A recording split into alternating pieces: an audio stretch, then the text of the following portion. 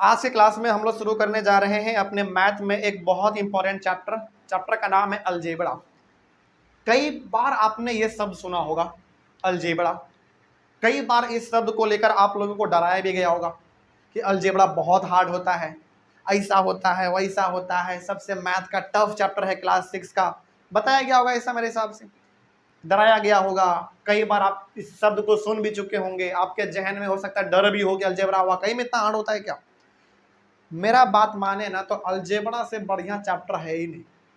अब आप लोग को लग रहा होगा कि सर हर चैप्टर में तो आप यही बोलते हैं कि इससे बढ़िया तो चैप्टर कोई है ही नहीं। नहीं, वाकई में अलजेब्रा बड़ा मजेदार चैप्टर है। जब आप इसको एक बार समझ लेंगे ना, इसके सवालों को इतने अच्छे तरीके से यदि आप एक बार समझ गए, मतलब इसके सवालों को, इसके क्वेश्चंस को यदि आप एक बार समझ गए तो विश्वास रखिए आपको सवाल बनाने में बहुत मजा आता है इसमें। क्योंकि इसमें सवाल ना लगभग एक प्रकार का होता है, एक जैसा दिखता है, बस थोड़ा सा आपको इसमें कॉन्सेंट्रेट होकर बनाना पड़ता है, फिर इसमें बहुत अच्छा लगता है, बहुत मजा आएगा, बहुत अच्छे तरीके से हम लोग इसको समझते हुए चलेंगे। तो चैप्टर हम लोग आज शुरुआत करने जा रहे हैं, बहुत ही अच्छा है, बहुत इंपॉर्टेंट चैप्टर है अलजेब्रा, ठीक है। और फिर से हम कह रहे हैं आपके मन में यदि अभी से ही डर है अलजेब्रा को लेकर, उसको निकाल दीजिए, क्योंकि वाकई में अलजेब्रा उतना भारी है नहीं, उतना हार्ड है नहीं जितना आप लोग पहले से सोच के बैठे हुए हैं। बहुत सिंपल चैप्टर है। लेकिन हम क्या करेंगे, अलजेब्रा चैप्टर को आगे बढ़ाने से पहले कुछ इंपॉर्टेंट टर्म है जिसका मतलब आप लोगों को पता होना चाहिए, उसके बारे में पहले हम आपको बताएंगे। उसके बाद जब इस चैप्टर में हम आपको लेकर आगे चलेंगे, सवालों को बनवाएंगे, तो आपको बहुत अच्छा लगेगा। तो पहले क्या करने वाले हम लोग, इस चैप्टर को शुरुआत करने से पहले इस चैप्टर के कुछ इंपॉर्टेंट टर्म्स को हम लोग समझेंगे। जैसे अलग अलग प्रकार का टर्म्स है, जैसे वेरिएबल क्या होता है, कांस्टेंट क्या होता है, टर्म्स क्या होते हैं, अलजेब्रिक एक्सप्रेशन क्या होता है, फिर से बाइनोमियल क्या होता है, ट्राइनोमियल क्या होता है, मोनोमियल क्या होता है, कोएफिशिएंट क्या होता है, लाइक टर्म क्या होता है, अनलाइक टर्म क्या होता है। इन सब चीजों के बारे में जब तक आप नहीं जानेंगे तब तक आपको ये चैप्टर हमेशा कंफ्यूज ही करता रहेगा, क्योंकि इन सारे टर्म्स का इस्तेमाल हम लोग आगे बार बार करने वाले हैं अपने क्लासों में। तो क्यों ना पहले इन्हीं सारे टर्म्स को समझ लिया जाए, है ना। चलो तो शुरुआत करते हैं आज से क्लास को। चलिए लिखिए जरा। सबसे पहले हम लोग इसमें कुछ इंपॉर्टेंट टर्म्स के बारे में डिस्कस करने जा रहे हैं आज के क्लास में। चलिए बिना डरे, बिना किसी हिचकिचाहट के समझते चलेंगे आप लोग, ठीक है। तो पहले हम लोग कुछ इंपॉर्टेंट टर्म्स के बारे में डिस्कस कर लेते हैं, फिर आगे बढ़ेंगे तो आपको बहुत अच्छी तरीके से चैप्टर समझ में आएगा। इसमें सबसे पहला है, आपको जो समझना है वो है वेरिएबल। चलिए अब जरा समझते चलिए बहुत ही ध्यान से। वेरिएबल ना एक शब्द से बना हुआ है जिसका नाम है वेरी, VARY, वेरी, और इसका मतलब होता है चेंज। एक मिनट,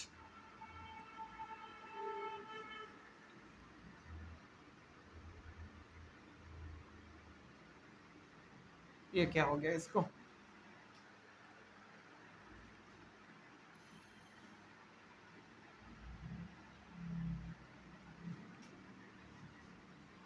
वेरी का मतलब क्या होता है, चेंज होता है, ठीक है। चलिए अब इसका मतलब क्या हुआ, एग्जांपल दीजिए, सब कुछ समझ में आएगा। समझिए पहले ABCDEFGH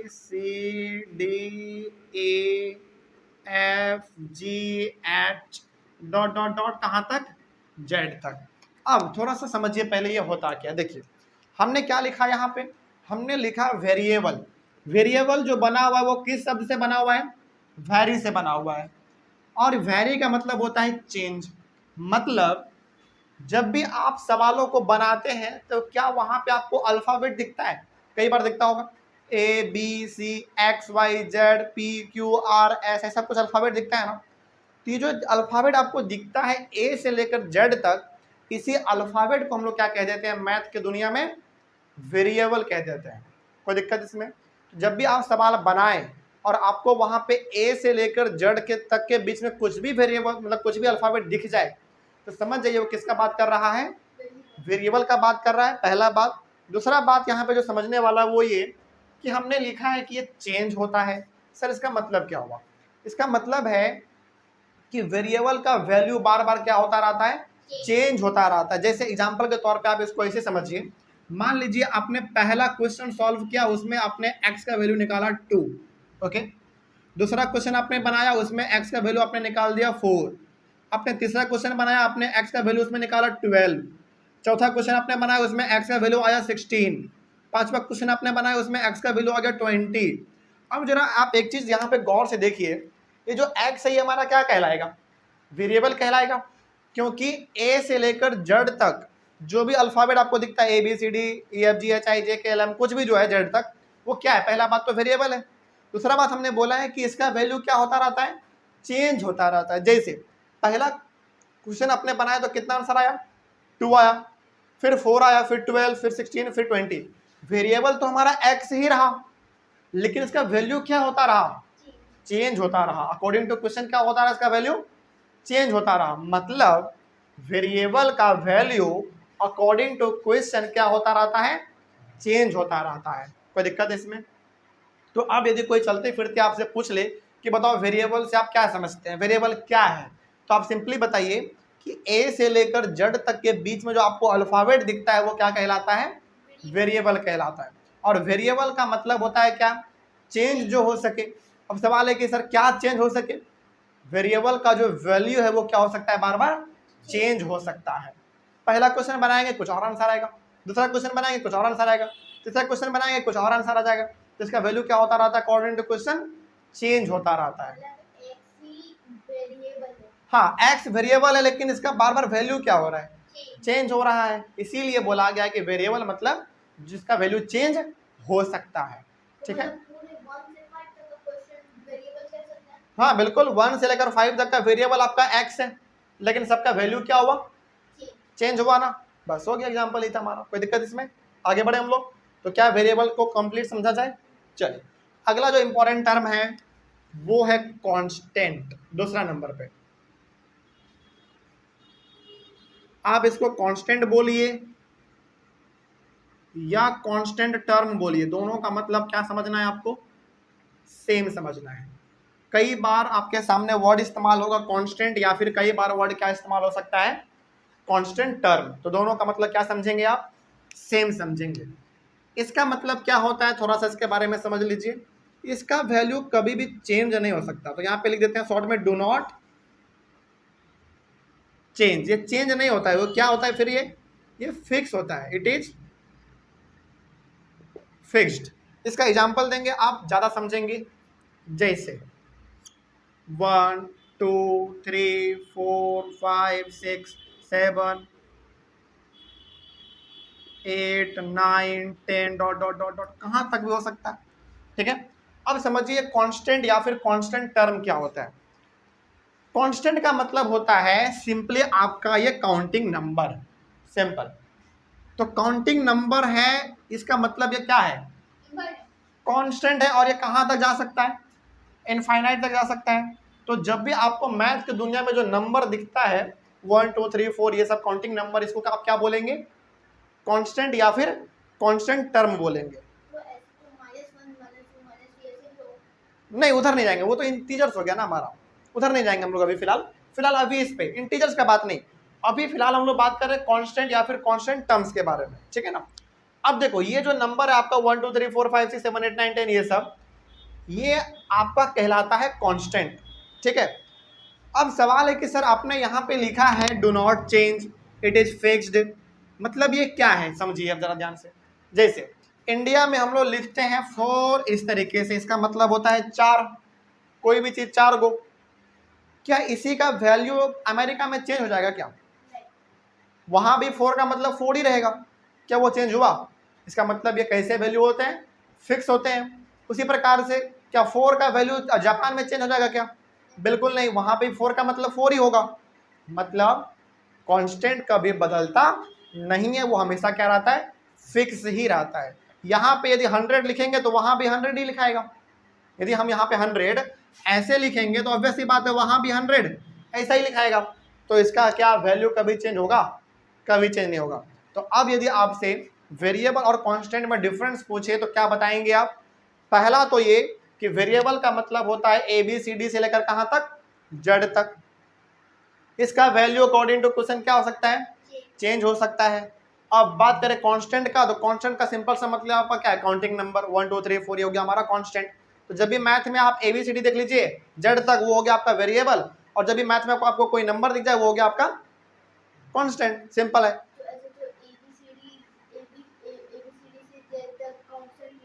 अरे भाई एबीसीडी से जेड तक कांस्टेंट नहीं, वेरिएबल हुआ, क्योंकि वो अल्फाबेट है ना। कांस्टेंट कब कहलाएगा, जब वो नंबर होगा 1 2 3 4, ये कांस्टेंट कहलाएगा। ये अकॉर्डिंग टू क्वेश्चन इसका वैल्यू चेंज हो सकता है। क्या इसका वैल्यू चेंज हो सकता है? कभी कभी नहीं चेंज होगा। 4 का मतलब 4 ही रहेगा, चाहे वो इंडिया हो, अमेरिका, जापान, कोरिया और या कुछ भी हो, 4 का मतलब 4 ही रहेगा। 5 का मतलब 5 ही रहेगा। क्या उसका वैल्यू चेंज हो जाएगा? इंडिया में हम लिखेंगे 5, इस तरीके से वहां पे क्या इसका वैल्यू बदल जाएगा क्या? कुछ नहीं, वहां पे भी 5 ही रहेगा। समझ रहे बात को? चलिए, इसमें कोई दिक्कत? आगे बढ़े हम लोग। चलिए, अगला है आपके सामने तीसरे नंबर पे टर्म्स। समझ आ रहा है? कोई डाउट हो तो आप लोग क्लास में पूछेंगे, ठीक है। चलिए, टर्म्स क्या होता है समझो। इसमें छोटा सा डेफिनेशन हम लिखना चाहेंगे।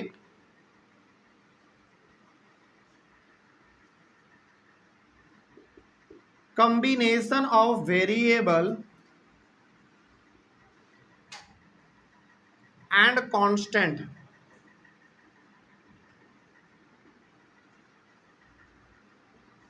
Is known as terms. क्या लिखा हुआ है समझिए जरा ध्यान से, और इसका एग्जांपल देंगे तो ज़्यादा समझ में आएगा। Combination of variable and constant is known as terms. Example के तौर पे 4x 5y 20p 45z etcetera. चलिए, अब जरा समझिए यहाँ पे ध्यान से, हमने क्या लिखा है इसमें। टर्म्स का मतलब combination of variable and constant, मतलब किसका किसका कॉम्बिनेशन होना चाहिए? वेरिएबल का और कांस्टेंट का कॉम्बिनेशन होना चाहिए। तो क्या कहलाएगा वो? टर्म्स कहलाएगा। एग्जांपल देखिए जरा, हमारे सामने एग्जांपल है 4x। अब जरा ध्यान से देखो तो 4 आपका एक कांस्टेंट है और x क्या आपका एक वेरिएबल है। तो 4 आपका कांस्टेंट और x आपका वेरिएबल, इन दोनों को आपने एक साथ लिख दिया तो ये हमारा अब क्या कहलाएगा? अब ये कांस्टेंट नहीं कहलाएगा, वेरिएबल भी नहीं कहलाएगा, अब क्या कहलाएगा? ये टर्म कहलाएगा। समझ रहे बात को? उसी प्रकार से इसमें देखो, चलो बताओ जरा कृष्णा, इसमें आपका वेरिएबल कौन है और कांस्टेंट कौन है? 5y में वेरिएबल कौन हुआ? वेरिएबल हुआ आपका y। Very good. कांस्टेंट क्या हुआ फिर? 5। तो एक वेरिएबल और एक कांस्टेंट दोनों को आपने क्या कर दिया है? कंबाइन कर दिया है। इसका मतलब ये अब टर्म कहलाएगा। तो टर्म का मतलब क्या समझा आपने? जब एक वेरिएबल और एक कांस्टेंट दोनों को आप कंबाइन कर देते हैं, एक साथ लिख देते हैं, तो वो अब टर्म कहलाता है। कोई दिक्कत इसमें? चलिए बताइए, आप बताएंगे इस बार। इसमें आपका कांस्टेंट कौन है और वेरिएबल कौन है? बताइए,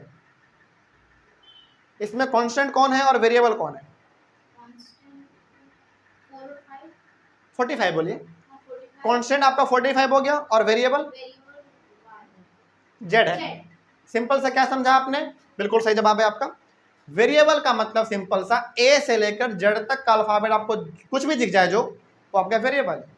उसके अलावा जो नंबर आपको दिखता है वो क्या है? फिर कांस्टेंट है। अमृत, इस बार आप बताइए, इसमें आपका वेरिएबल क्या और कांस्टेंट क्या है? Very good. कांस्टेंट है आपका 20 और वेरिएबल है आपका p। सिंपल है। तो जब आप एक वेरिएबल और एक कांस्टेंट को आपस में कंबाइन कर देंगे तो क्या कहलाएगा? टर्म कहलाएगा। क्या इसमें कोई दिक्कत? तो बताइए, इसमें पूरा का पूरा हमने अभी टोटल कितने टर्म लिखे हैं? 1 2 3 4 टर्म लिखे हैं। ऐसे बहुत सारे टर्म हो सकते हैं। क्या कोई दिक्कत इसमें? आगे बढ़े हम लोग। चलिए, वेरी गुड। कहीं पर डाउट रहे तो फटाक से आप लोग पूछेंगे। आगे बढ़ते हैं। तो इन तीनों टर्म में हम ये मान के चलते हैं कि आपको कोई दिक्कत नहीं है। क्योंकि अब कोई दिक्कत नहीं है तो आगे बढ़ा जाए। अगला है आपका 4th नंबर पे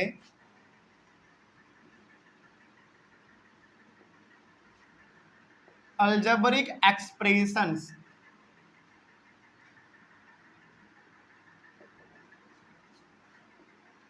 ये क्या होता है? चल इसके बारे में भी थोड़ा सा समझ लिया जाए। इसमें भी एक छोटा सा डेफिनेशन बस लिखेंगे।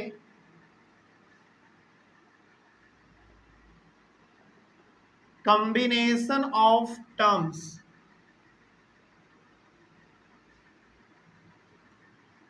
are known as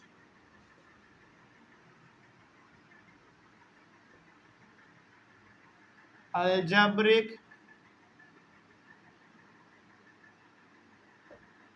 expressions। चलिए इसका एग्जांपल देंगे, आप समझेंगे। समझिए ध्यान से, क्या लिखा हमने इसमें, combination of terms are known as algebraic expressions. अच्छा, इसमें ना एक वर्ड इस्तेमाल हुआ है टर्म, टर्म्स या फिर टर्म जो भी आप बोल लीजिए। क्या अब आपको समझ में आएगा कि टर्म क्या होता है? बिल्कुल, यहाँ पे आपके सामने टर्म है। अच्छा एक बात समझिए, यहाँ पे आपको कंफ्यूजन हो सकता है, लेकिन कंफ्यूज होना नहीं है। समझिए पहले, टर्म्स हमारा कब बनता है? जब आप एक वेरिएबल को और एक कॉन्स्टेंट को कंबाइन करते हैं तब आपका टर्म बनता है। लेकिन जब आप टर्म को ही कंबाइन कर देंगे तो क्या बन जाएगा? अलजेब्रिक एक्सप्रेशन बन जाएगा। एग्जांपल के तौर पे ऐसे समझिए आप, जैसे आपके सामने है, मान लीजिए 4, चलिए मान लीजिए पहला आपका, चलो 4x + 5y, क्या ये हमारा एक अलजेब्रिक एक्सप्रेशन कहलाएगा? हाँ या ना? बिल्कुल कहलाएगा, क्योंकि 4x भी हमारा क्या है? टर्म है, और 5y भी क्या हमारा एक टर्म है। अब ये दो अलग अलग टर्म है, इसको हमने कंबाइन कर दिया किस साइन के साथ? प्लस साइन के साथ। तो अब ये हमारा टर्म नहीं बल्कि अब क्या कहलाएगा? ये अलजेब्रिक एक्सप्रेशन कहलाएगा। क्यों डाउट इसमें? आगे बढ़ते हैं। ये पहला एग्जांपल हुआ, और एग्जांपल देते हैं, आपको ज़्यादा समझ में आएगा। जैसे मान लीजिए आपके सामने यहाँ पे है 9x माइनस, चलो इस पर कर लो 4y ही कर लो, चलो ठीक है 4y। बताइए क्या ये एक अलजेब्रिक एक्सप्रेशन हुआ? बिल्कुल हुआ, क्योंकि ये और ये दोनों हमारा क्या एक अलग अलग टर्म है। इसको आपने कंबाइन किया किस साइन के साथ? माइनस साइन के साथ। तो ये हमारा क्या कहलाएगा बताओ? अलजेब्रिक एक्सप्रेशन कहलाएगा। तो फिर हम कोई भी टर्म को कंबाइन कर सकते हैं किसी भी साइन के साथ। बिल्कुल, वही एग्जांपल अभी दे रहे हैं। उसके बाद चलिए मान लीजिए आपने अगला लिखा 4p × 12q, क्या ये हमारा एक अलजेब्रिक एक्सप्रेशन कहलाएगा? बिल्कुल कहलाएगा, क्योंकि ये भी एक टर्म है और ये भी हमारा एक टर्म है। एक लास्ट एग्जांपल देंगे और आपको समझाएंगे कि हम 4 एग्जांपल क्यों देना चाहते थे। चलिए इस बार लीजिए, चलिए 8y / 4y। बताइए क्या ये हमारा एक अलजेब्रिक एक्सप्रेशन है? बिल्कुल है, क्योंकि ये भी एक टर्म है और ये भी हमारा एक टर्म है। तो जब भी आप दो या दो से ज्यादा अलग अलग टर्म्स को कंबाइन कर देते हैं किस साइन के साथ, चाहे वो साइन प्लस का हो सकता है, माइनस का हो सकता है, मल्टीप्लाई का हो सकता है, या फिर वो डिवाइड का भी हो सकता है। तो जब आप दो या दो से ज्यादा अलग अलग टर्म्स को कंबाइन कर देते हैं अलग अलग साइन के द्वारा, तो वो हमारा कहलाता है अलजेब्रिक एक्सप्रेशन। क्या कोई दिक्कत? बिल्कुल, जैसे आप यहाँ पे कुछ और भी ऐड कर दो ना, जैसे मान लो यहाँ पे आप 12p लिख दो, ये भी हमारा तैयार हो गया अलजेब्रिक एक्सप्रेशन। टर्म्स दो या दो से ज़्यादा भी हो सकते हैं, कोई दिक्कत वाली बात नहीं है। इसमें भी आप कर सकते हैं, कुछ ऐड कर दो इसमें, जैसे मान लो चलो 12q कर दो इस बार, इसमें भी आप कुछ कर सकते हैं, चलो डिवाइड कर दो 15r कर दो, क्या फ़र्क पड़ता है। इसमें मल्टीप्लाई कर दो 12, चलो 12 बार बार नहीं लेना चाहिए, 49d कर दो, क्या फ़र्क पड़ता है। समझ रहे बात को? तो जब भी आप दो या दो से ज़्यादा अलग अलग टर्म्स को कंबाइन कर देते हैं किसी भी साइन के थ्रू, तो वो हमारा कहला जाता है अलजेब्रिक एक्सप्रेशन। क्या यहाँ तक में कोई दिक्कत आपको? लेकिन यहाँ पे कंबाइन आप किस साइन के साथ करते हैं, चाहे वो प्लस से भी कर सकते हैं, माइनस से भी, मल्टीप्लाई से भी, और डिवाइड के साइन से भी आप इसको कंबाइन कर सकते हैं। तो यहाँ पे ब्रैकेट में आप लोग लिख लीजिएगा कि साइन आप चाहे तो प्लस का भी इस्तेमाल कर सकते हैं, माइनस का भी, मल्टीप्लाई का भी, या फिर आप डिवाइड का भी साइन इसमें इस्तेमाल कर सकते हैं कंबाइन करने के लिए। ठीक है, आगे बढ़े हम लोग। तो इन चारों टर्म में कोई दिक्कत आप लोगों को है क्या, पहले ये बताइए। नहीं है? तो पहला जो था आपका वेरिएबल, इसका सिंपल सा मतलब होता है ए से लेकर जेड तक जो आपको दिखता है यही आपका क्या है, वेरिएबल है। ठीक है, और इसका वैल्यू बार बार क्या हो सकता है, अकॉर्डिंग टू क्वेश्चन चेंज हो सकता है। ओके, लेकिन जो कांस्टेंट है या फिर उसको कांस्टेंट टर्म भी बोल सकते हैं, इसका वैल्यू कभी चेंज नहीं होता। इसका एग्जांपल क्या हुआ, 1 2 3 4 जो नंबर आपको दिखता है बेसिकली हो गया आपका कांस्टेंट या फिर कांस्टेंट टर्म। और जब आप एक वेरिएबल और एक कांस्टेंट को आपस में कंबाइन कर देते हैं तो क्या बन जाता है, टर्म्स बन जाता है। अब जब टर्म्स को कंबाइन कर देते हैं तो बन जाता है अलजेब्रिक एक्सप्रेशन, और टर्म्स को कंबाइन आप कर सकते हैं 4 साइन के थ्रू, प्लस, माइनस, मल्टीप्लाई और डिवाइड। क्या कोई दिक्कत है इसमें? आगे बढ़े हम लोग, चलिए। अब अलजेब्रिक एक्सप्रेशन ना अलग अलग टाइप के होते हैं। इसमें सबसे पहला आप लिखेंगे मोनोमियल,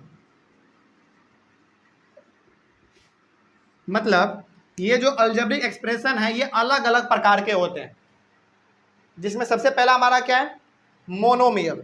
मोनोमियल में ओनली वन टर्म, मतलब मोनोमियल में केवल कितने टर्म होते हैं, 1 टर्म होते हैं बस, ठीक है।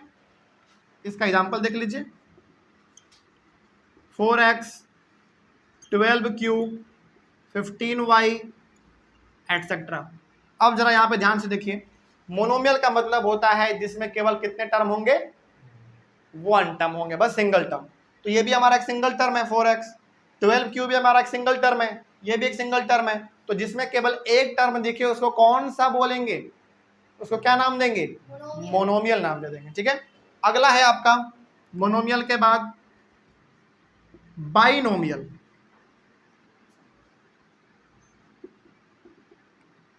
बाइनोमियल में कितने होंगे, ओनली 2 टर्म्स, ओनली 2 टर्म्स। इसमें केवल मात्र कितने होने चाहिए टर्म, 2 टर्म होने चाहिए। जैसे मान लीजिए 2x प्लस 4y, ये हमारा एग्जाम्पल हो गया किसका, एक बाइनोमियल का हो गया, क्योंकि इसमें 2 टर्म है। उसी प्रकार से आप आगे और भी कर सकते हैं, जैसे चलो इस पर मान लीजिए 15q माइनस 12p, और भी आगे हो सकता है बहुत सारे। बस ध्यान रखेंगे इसमें टर्म्स कितने होने चाहिए, 2 टर्म्स होने चाहिए, ठीक है। चलिए आगे बढ़िए। उसके बाद इसमें होता है तीसरा, बाइनोमियल के बाद ट्राइनोमियल। और ट्राइनोमियल में कितने टर्म्स होने चाहिए, ओनली 3 टर्म्स, ओनली 3 टर्म्स। इसमें केवल 3 टर्म होंगे बस। इसके एग्जाम्पल का बात करें यदि हम लोग, चले पहला मेरा एग्जाम्पल है 2x plus 4y minus 12p, ये हो गया हमारा एक ट्राइनोमियल का एग्जाम्पल, क्योंकि इसमें कितने टर्म है, 3 टर्म है, सिंपल है। उसके बाद चलिए एक एग्जाम्पल अपने से बताइए, अमृत एक एग्जाम्पल आप बताइए ट्राइनोमियल का, क्या लेना चाहोगे, कुछ भी चलेगा। 9x 15r प्लस माइनस क्या, minus 15r divided by 8y, बस एग्जाम्पल है, ठीक है, समझने के लिए केवल, ओके। तो ये हो गया हमारा किसका एग्जाम्पल, ट्राइनोमियल का हो गया, जिसमें कितने टर्म होंगे, 3 टर्म होंगे। इसमें कोई दिक्कत, चलिए आगे बढ़ते हैं। इसमें एक और होता है, उसको भी आप लोग लिख लीजिए, तीसरा के बाद चौथा, क्वाड्रीनोमियल। क्वाड्रीनोमियल स्पेलिंग है QUADRINOMIAL, क्वाड्रीनोमियल। क्वाड्रीनोमियल में होंगे केवल 4 टर्म, ओनली 4 टर्म्स। इसके एग्जाम्पल का बात करें हम लोग,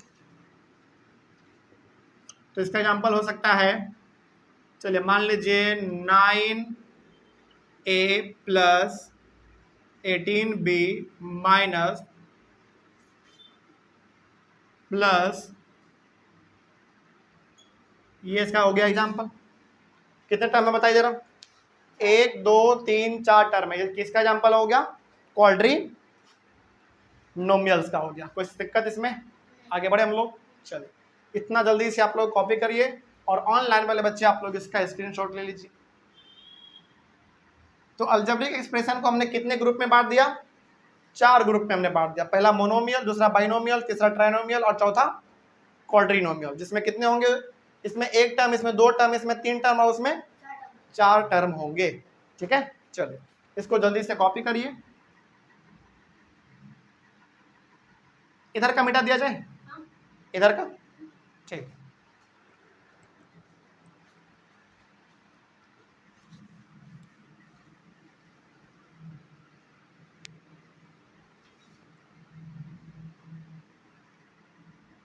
चलिए कितने नंबर तक डिस्कस किया अभी हम लोगों ने? 4 नंबर तक। 5वें नंबर में लिखिए आप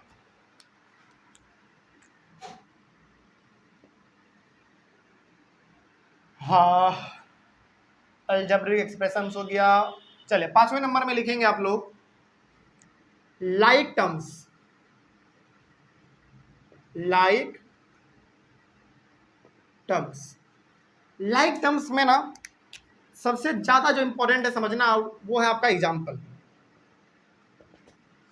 जैसे 4x, जैसे मान लीजिए चलिए 4x है, 15y है, 12p है, 12y है, 13p है और 8x है। लाइक टर्म का मतलब होता है जो एक जैसा दिख रहा है उसको एक जगह पर लिखिए। क्या बोल रहे हैं हम? जो एक जैसा है उसको एक जगह पर लिखिए और जो एक जैसा नहीं है उसको अलग कर दीजिए। सिंपल है, मतलब सेपरेट कर देना है बस। तो चलिए अब जरा आप यहाँ पे देखिए ध्यान से, आपके सामने 1 2 3 4 5 6 टर्म है आपके पास। इन 6 टर्म में, इस 6 के 6 टर्म में आपको दिख रहा है ये भी x वाला है, ये भी x वाला है, तो ये दोनों क्या हो जाएगा? एक साथ लिखा जाएगा 4x और 8x। तो ये कैसा टर्म कहलाएगा आप बताओ? लाइक टर्म कहलाएगा। नहीं समझ रहे बात को? फिर से समझिए, आपके पास यहाँ पे बहुत सारे टर्म्स लिखे हुए हैं। अब इसमें से जिसका वेरिएबल सेम है उसको अलग कर दीजिए। तो बताइए, एक x वाला एक यहाँ आपके पास यहाँ पे और एक यहाँ पे, तो इन दोनों को जब हम अलग कर देंगे तो यही हमारा कहलाएगा लाइक टर्म। ठीक है ना? चलिए अब बताइए जरा आप कि y वाला कहाँ दिख रहा है आपको? एक यहाँ, एक यहाँ और एक यहाँ, तो 15y और 12y। ये किसका एग्जांपल हुआ बताओ? लाइक टर्म का हुआ, क्योंकि दोनों एक जैसा है, दोनों का वेरिएबल क्या है? सेम है। अब बताओ p वाला कहाँ दिख रहा है आपको? एक है 12p और 13p, तो ये हो गया लाइक टर्म। तो लाइक टर्म को आप कैसे पहचानोगे बताओ? वेरिएबल को देखकर। किसको देखकर? वेरिएबल को देखकर। चलिए थोड़ा सा हम आपको कंफ्यूज करने के लिए कुछ और सवाल इसमें देते हैं। ठीक है, ये एग्जांपल आपका पहला हुआ लाइक टर्म को लेकर। दूसरा एग्जांपल देखिएगा जरा ध्यान से। ठीक है,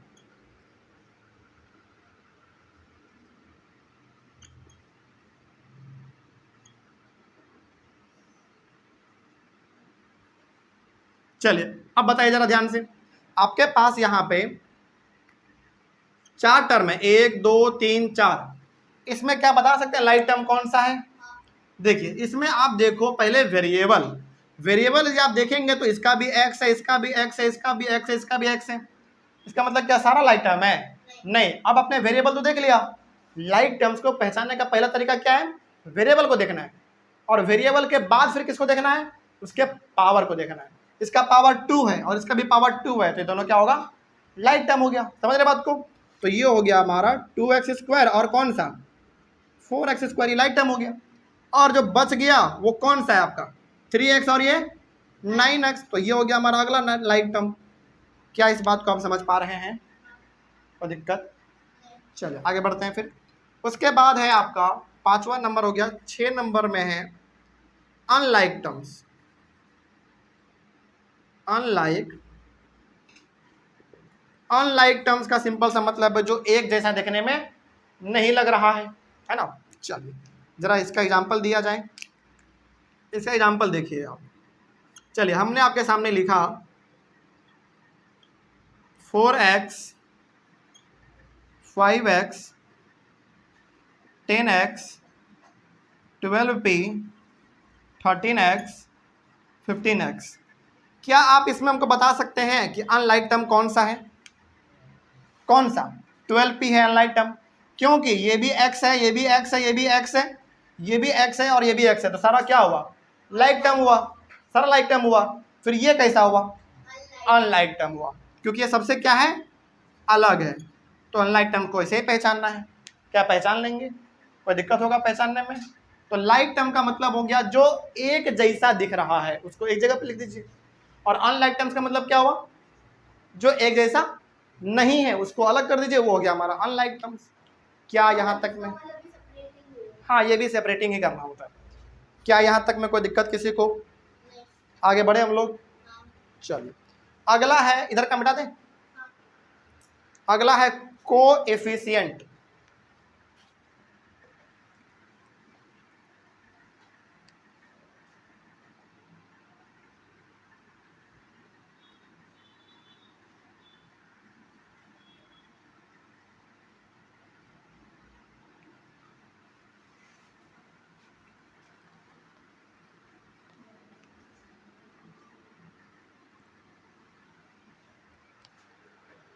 कोएफिशिएंट 7 नंबर पे।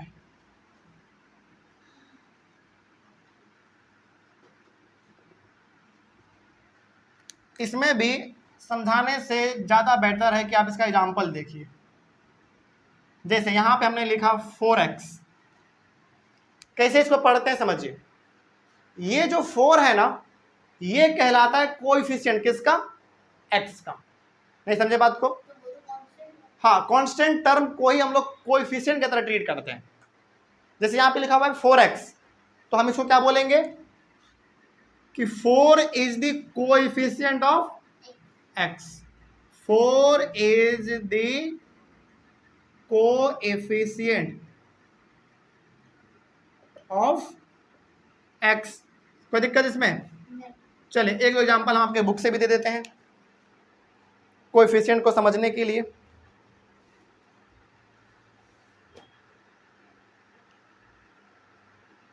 मतलब इसमें और कांस्टेंट में कुछ डिफरेंस नहीं है।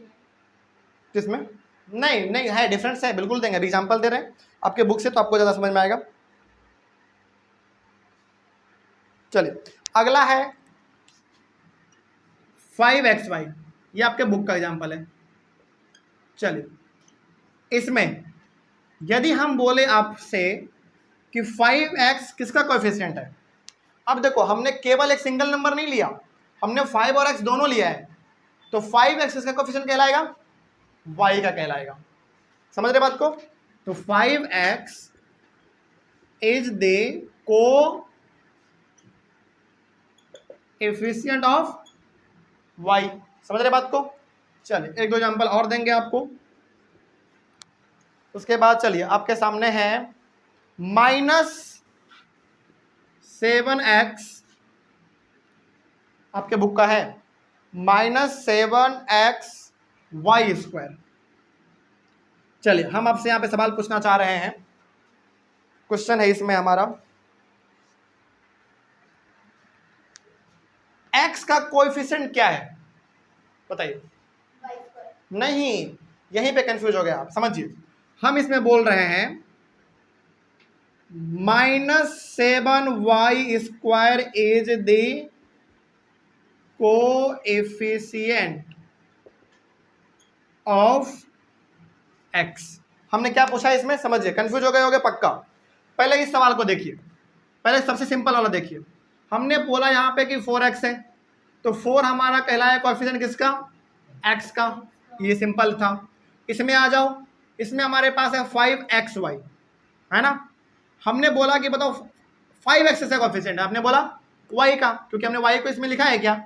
नहीं लिखा है। जो छोड़ दिया हमने उसी का वो क्या हो जाएगा? कोएफिशिएंट होगा। जैसे यहाँ पे लिखा हुआ था 5xy, हमने लिखा है यहाँ पे 5x, तो किसको हमने छोड़ा? y को छोड़ा, तो ये दोनों किसका कोएफिशिएंट कहलाएगा? y का कहलाएगा। अब यहाँ पे देखो हमने क्या लिया है यहाँ पे -7y², यानी कि ये वाला और ये वाला लिया हमने, छोड़ा किसको? x को छोड़ा, x को छोड़ा ना, तो ये दोनों किसका कोएफिशिएंट कहलाएगा? x का कहलाएगा। जिसको हमने छोड़ा उसका कहलाएगा। मतलब ऐसा नहीं कि -7x is the coefficient of y। नहीं ऐसा नहीं है, वो कहीं से भी दे सकता है। समझ रहे बात को? तो जिसको आप छोड़ रहे हैं, जिस नंबर को आप यहाँ पे नहीं लिख रहे हैं, ये नंबर किसका हो जाएगा कोएफिशिएंट? उसी का हो जाएगा जिस नंबर को आपने यहाँ पे नहीं लिखा है। समझ रहे बात को? जो नंबर लिखा हुआ है ऊपर में वो क्वेश्चन, जैसे यहाँ पे लिखा हुआ -7xy², और हमने यहाँ पे क्या लिखा? केवल -7y²। तो हमने यहाँ पे छोड़ा किसको? किस नंबर को हमने इग्नोर किया है? इस x को किया है, तो ये किसका कोएफिशिएंट हुआ? x का हुआ। ठीक है, एग्जाम्पल और देते हैं आपको। चलिए इस बार थोड़ा सा कंफ्यूजिंग एग्जाम्पल देते हैं, ठीक है, देखते हैं आप लोग बता पाते हैं कि नहीं। दिया जाए, चलिए आपके सामने है 8x y square 8x y square z। अब हम यहां पे लिख रहे हैं x इज द को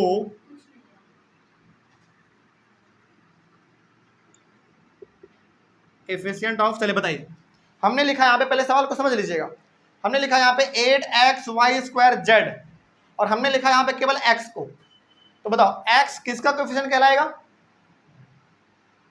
हमने केवल लिखा यहाँ पे x को, जिसको हमने छोड़ा है, जिसको हमने इग्नोर किया यहाँ पे, जिसको हमने यहाँ पे नहीं लिखा है, उसी का ये क्या कहलाएगा? कोएफिशिएंट। तो बताइए इतने पूरे में से हमने केवल यहाँ पे क्या लिखा? x को लिखा, तो हमने जिसको छोड़ा है उसी का ये क्या कहलाएगा? कोएफिशिएंट कहलाएगा। तो बताइए हम यहाँ पे हमारा क्या आएगा? 8y square z। Very good, यहाँ पे क्या आ जाएगा? 8y स्क्वायर z आ जाएगा, क्योंकि हमने यहाँ पे केवल x लिखा है, बाकी हमने छोड़ा किसको है? 8 को, y स्क्वायर को और z को। समझ गए बात को? अब जैसे इसमें देखो क्या था, यहाँ पे था -7xy स्क्वायर, हमने यहाँ पे केवल क्या लिखा? -7y स्क्वायर लिखा हमने यहाँ पे, तो हमने यहाँ पे छोड़ा किसको? x को छोड़ा, तो ये किसका कोएफिशिएंट कहलाएगा? x का कहलाएगा। यहाँ पे हमने केवल x को लिखा, तो फिर हमने छोड़ा किसको? 8y, तो ये किसका कोएफिशिएंट कहलाएगा? 8y 8y स्क्वायर z का कहलाएगा। समझ रहे बात को? तो जिस चीज को आप यहाँ पे लिख रहे हैं, बस उसको छोड़ के जो बच गया है उसी का ये क्या होगा? कोएफिशिएंट हो जाएगा। समझ गए बात को? एक बार आप इसको दोबारा समझिएगा, देखिएगा तो आपको समझ में आ जाएगा। ठीक है, चलिए ऑनलाइन वाले बच्चे इसका जल्दी से आप लोग स्क्रीनशॉट ले लीजिए। हो गया? कोई दिक्कत यहाँ तक समझने में? चलिए, तो आज की क्लास में हम लोग इतना रहने देते हैं। आने वाला क्लास जो हमारा होगा, यानी कि अगले वाले क्लास में हम लोग कुछ और नए बातों को सीखेंगे। आप लोगों को कहीं पर कोई डाउट रहेगा तो कमेंट करिएगा। मिलेंगे हम लोग अपने अगले क्लास में, तब तक के लिए thank you very much and have a nice day.